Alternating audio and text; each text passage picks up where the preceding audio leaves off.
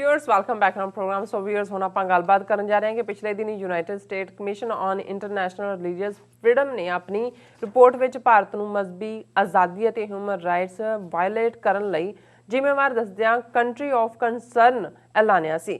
चीन नूं भी इस कैटागरी विच रखिया गया सी, पर अज अमरीकी विदेश मंत्री एंथनी ब्लिंकन ने अपनी प्रैस कॉन्फ्रेंस विच भारत दा नां ही नहीं लिया, ਜਦੋਂ ਕਿ ਚੀਨ ਨੂੰ ਪੂਰੀ ਤਰ੍ਹਾਂ ਰਗੜਾ ਦਿੱਤਾ ਗਿਆ ਅਤੇ ਕੁਝ ਪਾਬੰਦੀਆਂ ਵੀ ਲਗਾਈਆਂ ਗਈਆਂ।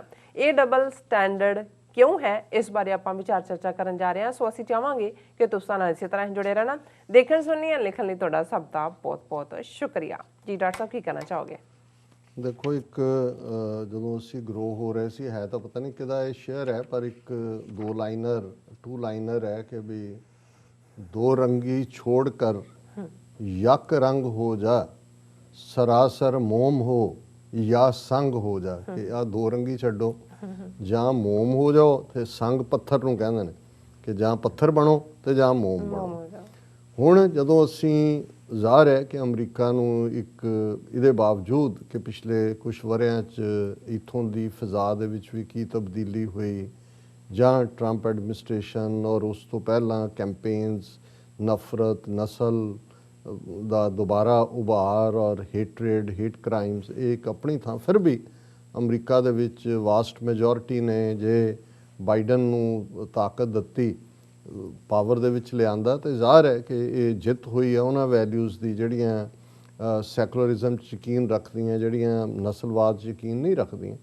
ਪਰ ਇਸ ਵੇਲੇ ਜਿਸ ਕਿਸਮ ਦਾ ਦਬਾਅ ਬਣ ਚੁੱਕਾ ਹੈ, ਇਹ ਜਦੋਂ ਨਸਲਵਾਦ ਵਾਲੇ ਨਹੀਂ ਵੀ ਪਾਵਰ ਲੈਂਦੇ, ਉਹਨਾਂ ਦਾ ਫੀਅਰ, ਉਹਨਾਂ ਦਾ ਪ੍ਰੈਸ਼ਰ ਇੰਨਾ ਕੁ ਹੁੰਦਾ ਕਿ ਜਿਹੜੀ ਹਕੂਮਤ ਆਂਦੀ ਹੈ ਪਾਵਰ 'ਚ, ਉਹ ਵੀ ਲਗਭਗ ਉਸੇ ਨੀਤੀ ਦੇ ਉੱਤੇ ਹੀ ਚੱਲ ਪੈਂਦੀ ਹੈ ਜਿਹਦੇ ਤੇ ਉਹ ਤੋਰਨਾ ਚਾਹੁੰਦੇ ਨੇ। ਔਰ ਇਹ ਗੱਲ ਅਸੀਂ ਭਾਰਤ ਦੇ ਹਵਾਲੇ ਨਾਲ ਵੀ ਦੇਖੀ ਕਿ ਕਿਵੇਂ ਇਹ ਜਿਹੜਾ ਹਿੰਦੂਤਵੀ ਇਨਫਲੂਐਂਸ ਸੀ, ਇਹਨੇ ਕਾਂਗਰਸ ਦੀਆਂ ਨੀਤੀਆਂ, ਬੇਸ਼ੱਕ ਨਹਿਰੂ ਤੋਂ ਹੀ ਲੈ ਕੇ ਜੇ ਦੇਖੀਏ ਕਿ ਉਹਦੇ ਦਬਾਅ ਥੱਲੇ, ਜੇ ਪਹਿਲਾਂ ਆਜ਼ਾਦ ਭਾਰਤ ਦੇ ਵਿੱਚ ਸੋਮਨਾਥ ਮੰਦਰ ਜਿਹੜਾ ਹੈ ਉਹ ਸਰਕਾਰੀ ਖਰਚੇ ਦੇ ਉੱਤੇ ਬਣਾਇਆ ਜਾਂਦਾ, ਪਰ ਦੂਸਰੇ ਪਾਸੇ ਉਹੀ ਸਰਕਾਰ ਟੈਂਕਾਂ ਤੋਪਾਂ ਦੇ ਨਾਲ ਦਰਬਾਰ ਸਾਹਿਬ ਢਾਉਂਦੀ ਹੈ। ਉਹੀ ਨਰਸਿਮਹਾ ਰਾਓ ਪ੍ਰਾਈਮ ਮਿਨਿਸਟਰ ਦੇ ਹੁੰਦਿਆਂ ਬਾਬਰੀ ਮਸਜਿਦ ਸ਼ਹੀਦ ਕੀਤੀ ਜਾਂਦੀ, ਸੁਪਰੀਮ ਕੋਰਟ ਵੀ ਉੱਥੇ ਹੀ ਬੈਠਾ, ਬਾਕੀ ਵੀ ਉੱਥੇ ਹੀ ਬੈਠੇ ਨੇ। ਲੇਕਿਨ ਫਿਰ ਜਦੋਂ ਜਿਹਨਾਂ ਕੋਲ ਸਿੱਧੇ ਤੌਰ 'ਤੇ ਆਉਂਦੀ, ਅੱਜ ਤਾਂ ਉਹਨਾਂ ਨੇ ਕੋਈ ਹਿੰਦੂ ਤਵੀਆਂ ਜਾਂ RSS ਨੇ ਤਾਂ ਕਦੇ ਕੋਈ ਮਿੰਸ ਨਹੀਂ ਵਰਡ ਕੀਤੇ ਕਿ ਬਈ ਉਹਨਾਂ ਦੀ ਨੀਤੀ ਕੀ ਹੈ ਮੁਸਲਮਾਨਾਂ ਪ੍ਰਤੀ, ਈਸਾਈਆਂ ਪ੍ਰਤੀ, ਔਰ ਹਿੰਦੂਤਵਾ ਦੇ ਉਹ ਕਿਵੇਂ ਦਾਅਵੇਦਾਰ ਨੇ। ਲੇਕਿਨ ਅਸੀਂ ਅਮਰੀਕਾ ਤੋਂ ਜ਼ਰੂਰ ਐਕਸਪੈਕਟ ਕਰਦੇ ਹਾਂ ਕਿ ਜਿਹੜੀਆਂ ਅਮਰੀਕਾ 'ਚ ਇੰਸਟੀਟਿਊਸ਼ਨਸ ਦਾ ਰਿਸਪੈਕਟ ਕੀਤਾ ਜਾਂਦਾ, ਸਾਨੂੰ ਵੀ ਇਹੀ ਸਿਖਾਇਆ ਜਾਂਦਾ। ਹੁਣ United States commission on international religious freedom ਜਿਹੜਾ 1996 ਜਾਂ 97, ਮੈਂ ਸਾਲ ਹਮੇਸ਼ਾ ਇੱਕ ਅੱਧਾ ਘੱਟ ਵੱਧ ਕਰ ਦਿੰਦਾ, ਉਹਦੇ 'ਚ ਹੋਂਦ ਦੇ ਵਿੱਚ ਆਇਆ। ਸੈਮਾਈ ਗੌਰਮੈਂਟ ਹੈ, ਦੋਨੋਂ ਪਾਰਟੀਆਂ ਦੇ ਇਲੈਕਟਿਡ ਆਫੀਸ਼ੀਅਲਸ ਨੇ, ਔਰ ਇਹਦਾ ਲਗਭਗ ਰੁਤਬਾ ਸੈਮਾਈ ਗੌਰਮੈਂਟ ਰਿਪੋਰਟ ਵਰਗਾ ਹੈ। ਇਹ ਕੋਈ ਹਿਊਮਨ ਰਾਈਟਸ ਰਿਪੋਰਟ ਗਰੁੱਪਸ ਦੀਆਂ ਰਿਪੋਰਟਸ ਨਹੀਂ ਨੇ, ਜਿਵੇਂ ਐਮਨੈਸਟੀ ਇੰਟਰਨੈਸ਼ਨਲ ਜਾਂ ਹਿਊਮਨ ਰਾਈਟ ਵਾਚ ਜਾਂ ਡਾਕਟਰਸ ਵਿਦਆਊਟ ਬਾਰਡਰਸ, ਔਰ ਉਹਨਾਂ ਦੀ ਹੈ। ਹੁਣ US ਸਿਰਫ ਹਰ ਸਾਲ ਹਰ ਮੁਲਕ ਬਾਰੇ, ਦੁਨੀਆ ਦੇ 200 ਦੇ ਲਗਭਗ ਦੇਸ਼ਾਂ ਬਾਰੇ ਉਹ ਸਪੈਸੀਫਿਕ ਰਿਪੋਰਟ ਤਿਆਰ ਕਰਦੀ ਹੈ, ਔਰ ਉਹਦਾ ਕ੍ਰਾਈਟੇਰੀਆ, ਉਹਨਾਂ ਦੇ ਪੈਰਾਮੀਟਰ ਨੇ ਰਿਲੀਜੀਅਸ ਫਰੀਡਮ, ਹਿਊਮਨ ਰਾਈਟਸ, ਔਰ ਉਹਦੇ 'ਚ ਫਿਰ ਉਹ ਕੈਟਾਗਰਾਈਜ਼ ਕਰਦੇ ਨੇ ਕਿੱਥੇ ਕੀ ਹੈ ਕਿੱਥੇ ਕੀ ਹੈ। ਅਤੇ ਜਿਹੜਾ ਵਰਸਟ ਵਾਇਲੇਟਰ ਹੈ ਹਿਊਮਨ ਰਾਈਟਸ ਦਾ, ਔਰ ਜਿਹੜਾ ਰਿਲੀਜੀਅਸ ਫਰੀਡਮ ਨੂੰ ਕਰਬ ਕਰਦਾ, ਉਹਦੇ ਲਈ ਜਿਹੜਾ ਟਰਮ ਯੂਜ਼ ਕੀਤੀ ਜਾਂਦੀ, ਜਿਹੜੀ ਕੈਟਾਗਰੀ ਹੈ ਉਹਦੀ COC, ਕੰਟਰੀ ਆਫ ਕੰਸਰਨ। ਹੁਣ ਜ਼ਾਹਰ ਹੈ ਕਿ ਪਿਛਲੇ ਸਾਲ ਜਦੋਂ ਉਹਨਾਂ ਨੇ 2019 ਦੇ ਵਿੱਚ 2020 ਦੇ ਵਿੱਚ ਰਿਪੋਰਟ ਦਿੱਤੀ, ਉਹ 2019 ਤੇ ਉਹਨਾਂ ਦੀ ਭਾਰਤੀ ਜੋ ਵੀ ਉਹਨਾਂ ਦਾ ਮਾਹੌਲ ਸੀ ਉਹਦੇ 'ਤੇ ਬੇਸ ਸੀ। ਉਹਦੇ 'ਚ ਉਹਨਾਂ ਨੇ ਇੰਡੀਆ ਨੂੰ ਇਸ ਕੈਟਾਗਰੀ ਦੇ ਵਿੱਚ ਰੱਖਿਆ, ਕੰਟਰੀ ਆਫ ਕੰਸਰਨ, ਯਾਨੀ ਵਰਸਟ। ਹੁਣ ਜਦੋਂ country of concern the label ਲਾ ਦਿੱਤਾ ਜਾਂਦਾ, ਇਹਦਾ ਮਤਲਬ ਹੁੰਦਾ ਹੈ ਕਿ ਸਟੇਟ ਡਿਪਾਰਟਮੈਂਟ ਤੋਂ, ਅਮਰੀਕਨ ਸਰਕਾਰ ਤੋਂ ਇਹ ਐਕਸਪੈਕਟ ਹੁੰਦਾ ਹੈ ਕਿ ਇਹ ਪਾਬੰਦੀਆਂ ਲਾਈਆਂ ਜਾਣ, ਆਰਥਿਕ ਪਾਬੰਦੀਆਂ ਲਾਈਆਂ ਜਾਣ, ਉਹਨਾਂ ਦੇ ਨਾਲ ਜਿਹੜਾ ਇਸ ਇਸ਼ੂ ਨੂੰ ਚੁੱਕਿਆ ਜਾਏ, ਔਰ ਉਹਨਾਂ ਨੂੰ ਜਿਹੜਾ ਮਜਬੂਰ ਕੀਤਾ ਜਾਏ ਕਿ ਜੋ ਉਹਨਾਂ ਦੀਆਂ ਪ੍ਰੈਜੂਡਿਸਡ ਨੀਤੀਆਂ ਨੇ ਉਹਨਾਂ ਨੂੰ ਉਹ ਅਨਡੂ ਕਰਨ।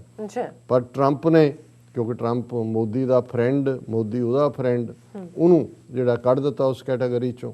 ਮਤਲਬ ਉਸ 'ਚੋਂ ਕੱਢਿਆ ਨਹੀਂ, ਪਰ ਕੋਈ ਐਕਸ਼ਨ ਨਹੀਂ ਲਿਆ, ਬਾਕੀਆਂ ਦੇ ਉੱਤੇ ਪੂਰਾ ਸ਼ਿਕੰਜਾ ਕੱਸਿਆ। ਹੁਣ ਜਿਹੜੀ 2021 'ਚ ਪਿਛਲੇ ਮਹੀਨੇ ਹੀ ਰਿਪੋਰਟ ਆਈ, ਅਪ੍ਰੈਲ 'ਚ ਅਸੀਂ ਇਹਦੇ 'ਤੇ ਇੱਕ ਸੈਗਮੈਂਟ ਕੀਤਾ ਸੀ, ਉਹਦੇ 'ਚ ਇੰਡੀਆ ਨੂੰ ਫੇਰ ਪਿਛਲੇ ਸਾਲ ਵਾਂਗ ਕੰਟਰੀ ਆਫ ਕੰਸਰਨ ਦੇ ਵਿੱਚ ਰੱਖਿਆ। ਔਰ ਅਸੀਂ ਐਕਸਪੈਕਟ ਕਰਦੇ ਸੀ ਕਿ ਟਰੰਪ ਐਡਮਿਨਿਸਟ੍ਰੇਸ਼ਨ ਜਾਂ ਉਹਨਾਂ ਦੀ ਨੀਤੀ ਤਾਂ ਆਪਣੀ ਕਿਸਮ ਦੀ ਸੀ ਕਿ ਬਾਈਡਨ ਐਡਮਿਨਿਸਟ੍ਰੇਸ਼ਨ, ਜਿਹਦੇ ਵਿੱਚ ਬਾਈਡਨ ਵੀ, ਕਮਲਾ ਹੈਰਿਸ ਵੀ ਔਰ ਦੂਸਰੇ ਹਿਊਮਨ ਰਾਈਟਸ ਦੇ ਆਪਣੇ ਆਪ ਨੂੰ ਚੈਂਪੀਅਨ ਦੂਜੇ ਤੀਜੇ ਕਹਿੰਦੇ ਨੇ, ਇਹ ਘੱਟੋ ਘੱਟ ਇਸ ਵਾਰ ਇਸ ਮੁੱਦੇ ਨੂੰ ਸੀਰੀਅਸਲੀ ਲੈਣਗੇ। ਇੰਡੀਆ ਨੂੰ ਕੰਟਰੀ ਆਫ ਕੰਸਰਨ USRF ਨੇ ਐਲਾਨਿਆ, ਉਸ ਦੇ ਉੱਤੇ ਪ੍ਰੈਸ਼ਰ ਬਿਲਡ ਕੀਤਾ ਜਾਏਗਾ ਜੋ ਉਹਨਾਂ ਨੇ। ਔਰ ਜਦੋਂ USRF ਰਿਪੋਰਟ ਦਿੰਦਾ ਉਹ ਕੋਟ ਕਰਦਾ ਕੀ ਹੈ ਉਹਦੇ 'ਚ। ਕਸ਼ਮੀਰ ਦਾ ਮੁੱਦਾ, ਆਰਟੀਕਲ 370 ਨੂੰ ਅਨਡੂ ਕਰਨਾ, 35A ਨੂੰ ਹਟਾਉਣਾ, CAA ਸਿਟੀਜ਼ਨਸ਼ਿਪ ਅਮੈਂਡਮੈਂਟ ਐਕਟ ਔਰ NRP ਦੂਸਰੇ, ਔਰ ਬਾਕੀਆਂ ਦੇ ਉੱਤੇ ਹਮਲੇ, ਜਰਨਲਿਸਟਾਂ ਤੇ ਹਮਲੇ, ਈਸਾਈਆਂ ਦੇ ਨਾਲ, ਔਰ ਦੂਸਰਾ ਕੀ ਹੋ ਰਿਹਾ ਦਲਿਤਾਂ ਨਾਲ, ਉਹ ਪੂਰੀ ਡਿਟੇਲਡ ਰਿਪੋਰਟ ਅਸੀਂ ਡਿਸਕਸ ਵੀ ਕੀਤੀ ਸੀ। ਅੱਛਾ, ਹੁਣ ਇਹ ਹੋਪ ਵੀ ਜਾਂਦੀ ਲੱਗੀ ਕਿਉਂਕਿ ਮੈਨੂੰ ਲੱਗਦਾ ਸੀ ਕਿ ਵੀ ਇਹ ਇਹਨਾਂ ਦਾ ਘੱਟੋ ਘੱਟ ਇੱਕ ਹਿਊਮਨ ਰਾਈਟਸ ਦਾ ਇੱਕ ਕਵਰ ਤਾਂ ਹੈ। ਔਰ ਉਹਦੇ 'ਤੇ ਕਾਰਵਾਈ ਅੱਜ, ਕਿਉਂਕਿ ਇਹ ਰਿਪੋਰਟ USRF ਨੇ ਪਿਛਲੇ ਦਿਨ ਹੀ ਦਿੱਤੀ ਕੁਝ ਹਫ਼ਤੇ ਪਹਿਲਾਂ, ਔਰ ਅੱਜ ਸਟੇਟ ਡਿਪਾਰਟਮੈਂਟ ਨੇ ਉਹਨੂੰ ਪ੍ਰੋਪਰਲੀ ਐਕਨੋਲੇਜ ਕਰਕੇ ਫਰਦਰ ਜਿਹੜਾ ਉਹਨਾਂ ਨੇ ਇਸ ਨੂੰ ਰਿਲੀਜ਼ ਕੀਤਾ। ਫਾਈਨਲਾਈਜ਼ ਪਿਛਲੇ ਮਹੀਨੇ ਹੋਇਆ, released on behalf of US state department on Thursday, ਔਰ ਉਹਨੂੰ ਰਿਲੀਜ਼ ਕੀਤਾ ਜਿਹੜੇ ਸੈਕਟਰੀ ਆਫ ਸਟੇਟ ਨੇ, ਜਿਨ੍ਹਾਂ ਨੂੰ ਖਾਰਜਾ ਵਜ਼ੀਰ ਕਿਹਾ ਜਾਂਦਾ ਹੈ ਜਾਂ ਫੋਰਨ ਮਿਨਿਸਟਰ ਅਸੀਂ ਕਹਿੰਦੇ ਹਾਂ, ਔਰ ਉਹ ਨੇ ਸੱਜਣ ਐਂਟਨੀ ਬਲਿੰਕਨ।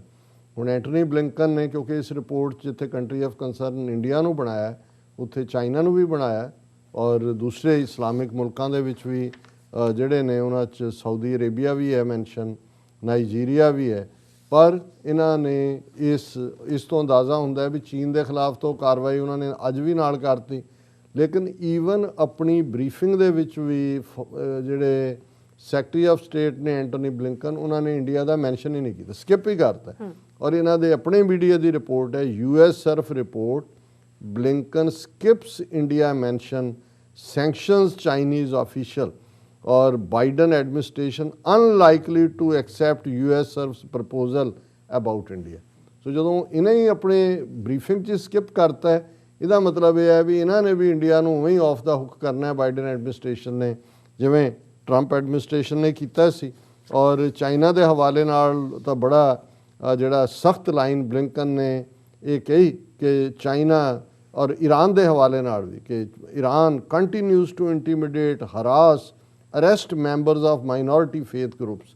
ਔਰ ਮਿਆਂਮਾਰ ਦੇ ਹਵਾਲੇ ਨਾਲ ਵੀ ਉੱਥੇ ਵੀ ਰੋਹਿੰਗਿਆ ਮੁਸਲਮਾਨ, ਔਰ ਰਸ਼ੀਆ ਦੇ ਨਾਲ ਰਸ਼ੀਆ ਨੂੰ ਕਿਹਾ ਕਿ ਵੀ authorities harass Jehovah's witness and Muslim minority groups, ਔਰ ਰਸ਼ੀਆ ਨੂੰ ਵੀ ਰਗੜਿਆ, ਮਿਆਂਮਾਰ ਨੂੰ ਵੀ। In Nigeria he said courts continue to convict people of blasphemy, sentencing them to long term imprisonment or even death।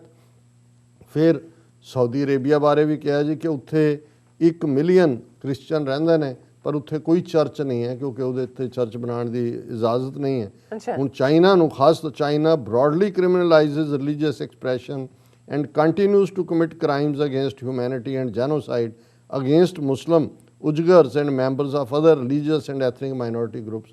ਹੁਣ ਚੀਨ ਦੇ ਮੁਸਲਮਾਨਾਂ ਦਾ ਦਰਦ ਵੀ ਬਾਈਡਨ ਔਰ ਮਿਸਟਰ ਬਲਿੰਕਨ ਦੇ ਦਿਲ 'ਚ ਬੜਾ ਆਇਆ, ਲੇਕਿਨ ਨਾ ਭਾਰਤ ਦੇ ਈਸਾਈਆਂ ਦਾ ਦਰਦ ਹੈ, ਨਾ ਭਾਰਤ ਦੇ ਮੁਸਲਮਾਨਾਂ ਦਾ ਦਰਦ ਹੈ, ਨਾ ਭਾਰਤ ਦੇ ਦਲਿਤਾਂ ਦਾ ਦਰਦ ਹੈ, ਨਾ ਭਾਰਤ ਦੇ ਸਿੱਖਾਂ ਦਾ ਦਰਦ ਹੈ, ਔਰ ਨਾ ਹੀ ਆਪਣੇ ਬਣਾਏ ਹੋਏ USRF ਦੀ ਰਿਪੋਰਟ ਜਿਹਨੇ ਚਾਈਨਾ ਔਰ ਇੰਡੀਆ ਔਰ ਜਿਹੜੇ ਬਾਕੀ ਮੁਲਕ ਸਾਊਥ ਦੇ ਉਹਨਾਂ ਨੂੰ ਕੰਟਰੀ ਆਫ ਕੰਸਰਨ ਕਿਹਾ, ਪਰ ਇੰਡੀਆ ਜਿਹੜਾ ਸਕਿਪ ਆਫ ਚਾਈਨਾ ਦੇ ਉੱਤੇ। ਤਾਂ further Blinken also announced designation of Chinese official he for arbitrary detention of Falun Gong practitioner. Yu and his family are now ineligible for entry into US। ਹੁਣ ਇਹ Falun Gong ਇੱਕ group ਹੈ Christians ਦਾ, ਇਹ ਅਕਸਰ ਜਦੋਂ ਅਸੀਂ protest ਵਗੈਰਾ ਕਰ ਰਹੇ ਹੁੰਦੇ ਹਾਂ, ਇਹ ਵੀ ਕਰ ਰਹੇ ਹੁੰਦੇ ਨੇ ਲੰਬੇ ਵਕਤ ਤੋਂ, ਪਰ ਚਾਈਨਾ ਵਾਲੇ ਕਹਿੰਦੇ ਨੇ ਇਹ ਸਾਰੇ CIA ਦੇ ਏਜੰਟ ਨੇ, ਸੋ ਉਹ ਇਹਨਾਂ ਨੂੰ ਐਜ਼ ਏ ਗਰੁੱਪ ਵੀ ਰੈਕਗਨਾਈਜ਼ ਨਹੀਂ ਕਰਦੇ। ਸੋ ਉਹਨਾਂ ਦਾ ਕੋਈ ਵੱਡਾ ਏਜੰਟ ਫੜਿਆ ਹੋਣਾ, ਉਹਨਾਂ ਨੇ ਉਹਨੂੰ ਡਿਟੈਂਸ਼ਨ 'ਚ ਹੈ।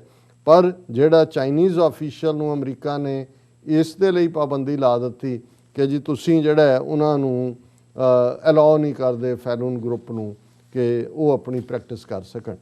ਹੁਣ ਇਹੀ USRF ਹੈ ਜਿਹਨੇ ਇੱਕ ਜ਼ਮਾਨੇ 'ਚ ਮੋਦੀ ਦਾ ਜੋ 2002 ਦਾ ਗੁਜਰਾਤ ਦੇ ਵਿੱਚ ਨਸਲਕੁਸ਼ੀ ਦਾ ਰਿਕਾਰਡ ਸੀ ਉਹਨੂੰ ਦੇਖਦੇ ਹਾਂ, ਉਸ ਦੇ ਅਮਰੀਕਾ ਦਾਖਲੇ ਤੇ ਪਾਬੰਦੀ ਲਾਈ ਸੀ, 12 ਸਾਲ ਮੋਦੀ ਵੜਿਆ ਨਹੀਂ ਹੈ। ਹੁਣ ਉਹੀ ਮੋਦੀ ਜਿਹੜਾ US ਸਿਰਫ ਉਹਨੂੰ 12 ਸਾਲ ਨਹੀਂ ਸੀ ਉਹਨੇ ਵੜਨ ਦਿੱਤਾ ਹੈ, ਅੱਜ ਉਸ ਕੰਟਰੀ ਨੂੰ ਜਦੋਂ ਉਹ ਪ੍ਰਾਈਮ ਮਿਨਿਸਟਰ ਹੈ, US ਸਿਰਫ ਕੰਟਰੀ ਆਫ ਕੰਸਰਨ ਕਹਿੰਦਾ ਹੈ ਕਿ ਜਿੱਥੇ ਪਰਸੀਕਿਊਸ਼ਨ ਹੋ ਰਹੀ ਹੈ, ਲੇਕਿਨ ਬਾਈਡਨ ਐਡਮਿਨਿਸਟ੍ਰੇਸ਼ਨ ਵੀ ਉੱਥੇ ਹੀ ਜਾ ਕੇ ਖੜਾ ਹੋ ਗਿਆ ਜਿੱਥੇ ਟਰੰਪ ਐਡਮਿਨਿਸਟ੍ਰੇਸ਼ਨ ਸੀ। ਸੋ ਇਹਦਾ ਮਤਲਬ ਇਹ ਹੈ ਕਿ ਵੀ ਜਿਹੜੀ ਥੋੜੀ ਬਹੁਤ ਹੋਪ ਸੀ, ਇਹ ਤਾਂ ਸੀ ਕਿ ਵੀ ਚਾਈਨਾ ਦੇ ਅਗੇਂਸਟ ਜਿਹੜੀ ਟਰੰਪ ਐਡਮਿਨਿਸਟ੍ਰੇਸ਼ਨ ਦੀਆਂ ਨੀਤੀਆਂ ਨੇ ਉਹਨੂੰ ਬਾਈਡਨ ਐਡਮਿਨਿਸਟ੍ਰੇਸ਼ਨ ਜਾਰੀ ਰੱਖੇਗਾ, ਉਹ ਉਹਨਾਂ ਨੇ ਆਪਣੇ ਪਾਲਿਸੀ ਡਾਕੂਮੈਂਟ 'ਚ ਕਲੀਅਰ ਕਰਤਾ ਸੀ। ਲੇਕਿਨ ਇਹ ਥੋੜਾ ਜਿਹਾ ਲੱਗਦਾ ਸੀ ਕਿ ਵੀ ਇਹ ਕਿਉਂਕਿ ਹਿਊਮਨ ਰਾਈਟਸ ਦੇ ਮੁੱਦੇ ਤੇ ਗੱਲ ਕਰਦੇ ਰਹੇ ਨੇ, ਇੰਡੀਆ ਨੂੰ ਇਹ ਹਿਊਮਨ ਰਾਈਟਸ ਦੇ ਮੁੱਦੇ ਦੇ ਉੱਤੇ ਜ਼ਰੂਰ ਘੇਰਣਗੇ। ਲੇਕਿਨ ਅੱਜ ਦੀ ਇਸ ਬਲਿੰਕਨ ਦੀ ਬਰੀਫਿੰਗ ਤੋਂ ਬਾਅਦ ਜਿੱਥੇ ਈਵਨ ਰਿਪੋਰਟ ਉਹਨੂੰ ਕੰਟਰੀ ਆਫ ਕੰਸਰਨ ਕਹਿ ਰਹੀ ਹੈ, ਉਹ ਇੰਡੀਆ ਨੂੰ ਸਕਿਪ ਕਰ ਰਿਹਾ, ਮੈਂਸ਼ਨ ਵੀ ਨਹੀਂ ਕਰ ਰਿਹਾ। ਸੋ ਇਸ ਤੋਂ ਇਹ ਕਿ ਨੋ ਹੋਪ, ਇਹੀ ਅੱਜ ਦੀ ਇਸ ਪ੍ਰੈਸ ਕਾਨਫਰੰਸ ਦਾ ਬਲਿੰਕਨ ਦੀ ਇਹੀ ਮੈਸੇਜ ਹੈ ਕਿ ਫੋਰਗੇਟ ਅਬਾਊਟ ਇੰਡੀਆ, ਉਹਨੂੰ ਅਸੀਂ ਕੁਝ ਨਹੀਂ ਕਹਿਣਾ, ਉਹ ਸਾਡਾ ਪੁੱਤਰ ਹੈ ਔਰ ਉਹ ਜੋ ਮਰਜ਼ੀ ਗੁਨਾਹ ਕਰੇ ਜਾਂ ਦੂਜਾ ਕਰੇ, ਉਹਨੇ ਸਾਡਾ ਲਾਡ ਲਈ ਰਹਿਣਾ। ਜੀ ਰਾਜ ਸਾਹਿਬ, ਤੁਹਾਡਾ ਬਹੁਤ ਬਹੁਤ ਸ਼ੁਕਰੀਆ। ਸੋ ਇੱਥੇ ਲੈਣੇ ਬ੍ਰੇਕ। ਵਿਊਅਰਸ, ਤੁਸੀਂ ਕਿਤੇ ਨਹੀਂ ਜਾਣਾ, ਮਿਲਦੇ ਹਾਂ ਆਫਟਰ ਦਿਸ ਸ਼ਾਰਟ ਬ੍ਰੇਕ।